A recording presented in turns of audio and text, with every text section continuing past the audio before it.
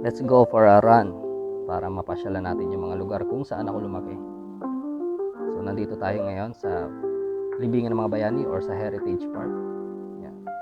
So dito kasi banda mag-i-start yung running journey ko papunta doon sa lugar na kung saan talaga ako lumaki. Yan. So before, ang BGC is hindi naman ganito. So this is the Philippine Army Headquarters.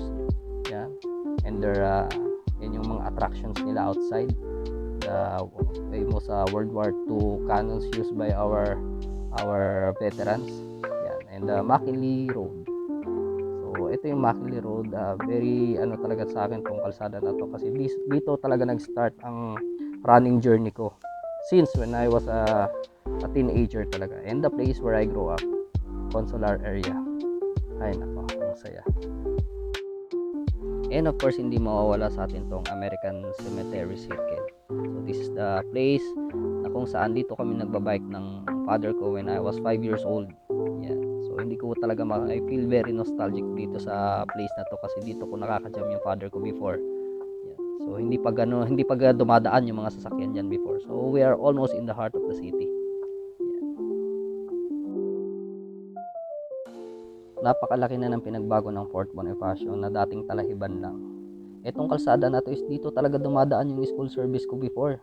Ang kaliwat kanan ko niyan is puro lang yan dati mga Talahiban. Napakasaya lang isipin. Alam nyo nga kahit nga ako na taga dito, naliligaw pa nga ako at nagtatanong pa nga ako sa gwardiya, nakakatuwa isipin. So finally, nandito na tayo sa Bonifacio High Street, no? Yung pinaka puso ng Bonifacio Global City.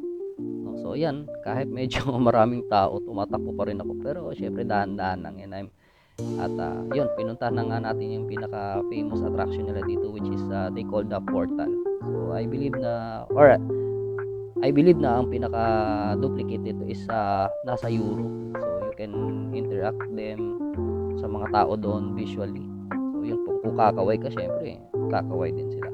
And the heart of Bonifacio Global City. Napakaganda tignan, di ba? Ang laki na ng pinagbago. Samantalang nung araw makikita ko diyan puro ng mga as in talagang Talahiban yun.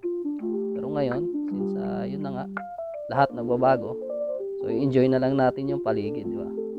So ito yung tinatawag naman natin na Burgos Circle, no? So itong Burgos Circle lang naman to is parang kung naalala ko is 2004 lang ito. Yan, and the long pathway na tinatakbuhan ng mga runners dito sa BGC. Ito naman yung road from Forbes Park papunta ng Consular area kung saan ako lumaki. So diyan kami nag-skateboard noon and naglalaro ng Tamiya, yung 4-wheel drive. And Betronics before is the Venice na ngayon. Diba? Nakakatuwa lang isipin, parang kailan lang no, na pababa. Diyan kami nagbabike noon, pababa. Diyan ako natutong magbike. Diyan, yung Venice na yan. Binibitawan ako diyan ng walang umaalalay sa akin, hindi pa ako marunong magpedal. But imagine, from Talahiban, eto na siya ngayon. Nakakatuwa lang isipin.